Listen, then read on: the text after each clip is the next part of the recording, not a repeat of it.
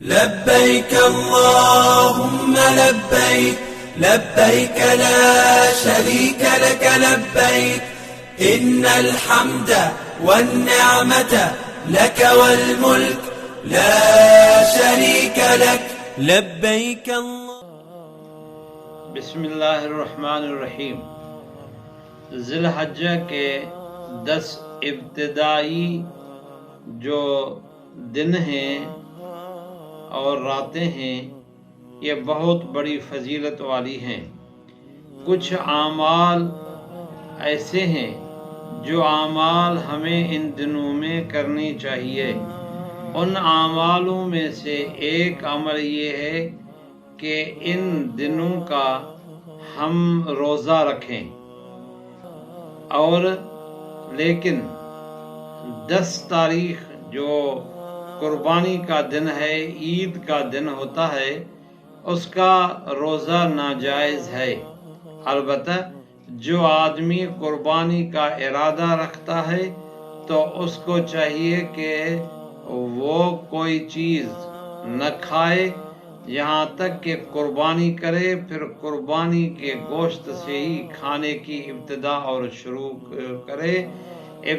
کرے تو اس کو بھی روزہ رکھنے کا ثواب مل جائے گا. یاد رکھیں کہ اس کا نام روزہ نہیں رکھا جاتا. ایک ہے روزے کا ثواب ملنا، ایک ہے روزہ رکھنا. تو یہ نہ روزہ ہے بلکہ اس لیے تو اس کی روزے کی نیت بھی ہم نہیں کرتے، بلکہ ایسا عمل ہے جو اس عمل کرنے سے روزہ رکھنے کا ثواب مل جائے گا. تو اگر ہم پورے 9 دن کا روزہ نہیں رکھ سکتے تو کم از کم 1 دن یا 2 دن کا ہم روزہ رکھیں. اور 9 ذی الحج کا روزہ یعنی یوم عرفہ کا روزہ اتنا بڑا فضیلت والا ہے کہ نبی صلی نے فرمایا 1 سال پہلے 1 سال آنے والا 2 سالوں کے صغیرہ گناہوں کو اللہ صلی معاف فرما دیتے ہیں 9 ذی الحج کے روزے رکھنے کا. تو پہلا عمل یہ ہوا کہ ان بابرکت دنوں میں ہم روزہ رکھیں. اور دوسرا عمل یہ ہے کہ ہم اس میں کوشش کریں تہجد کی نماز پڑھیں، کھڑے ہو کر اللہ کی عبادت کریں. اور تیسرا ایک عمل ہے ذی الحج کے ان 10 دنوں میں، وہ مستحب ہے. وہ عمل یہ ہے کہ جو شخص روزہ رکھ قربانی کرنے کا ارادہ رکھتا ہے وہ اپنے غیر ضروری بال ہیں اور وہ بال جس کو کاٹنے کی شریعت میں اجازت ہے، وہ قربانی کا ارادہ رکھنے والا آدمی اس کو چاہیے کہ ذی الحجہ مہینہ کے شروع ہونے سے پہلے ہی اپنے ناخن اور اپنے بال کاٹ لے. پھر چاند دیکھنے کے بعد پھر نہ ناخن کاٹے اور نہ اپنے بال کاٹے، کیونکہ اس کی مشابہت ہو جائے گی حاجیوں کے ساتھ.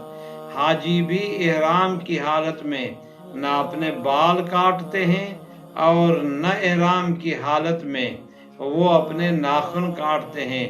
تو حجاج کے ساتھ مشابہت کی وجہ سے امید ہے کہ اللہ سے ان کے گناہوں کو بھی معاف فرما دیتا ہے، تو ہمارے گناہوں کو بھی اللہ سے معاف فرما دیں گے. یہ ایک مستحب عمل ہے.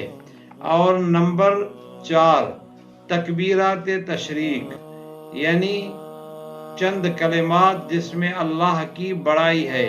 اللہ اکبر اللہ اکبر، لا الہ الا اللہ واللہ اکبر، اللہ اکبر وللہ الحمد. ان کو تکبیر تشریق کہا جاتا ہے. ہر فرض نماز کے بعد 1 مرتبہ اس تکبیرات کو پڑھنا واجب ہے. مردوں کے اوپر بھی واجب ہے، عورتوں کے اوپر بھی واجب ہے. البتہ عورت آہستہ آواز سے پڑھے گی، مرد کو کچھ بلند آواز سے یہ تکبیرات پڑھنی چاہیے. 9 ذی الحج کی فجر نماز سے لے کر 13 ذوالحج کی عصر کی نماز تک یہ تکبیرات جو ہیں وہ پڑھی جاتی ہیں ہر فرض نماز کے بعد۔ اور ایک عمل ہے قربانی، صاحب نصاب کے اوپر 5واں عمل یہ ہے کہ وہ قربانی کرے، اور قربانی کی بھی بہت بڑا اجر اور ثواب ہے۔ والسلام۔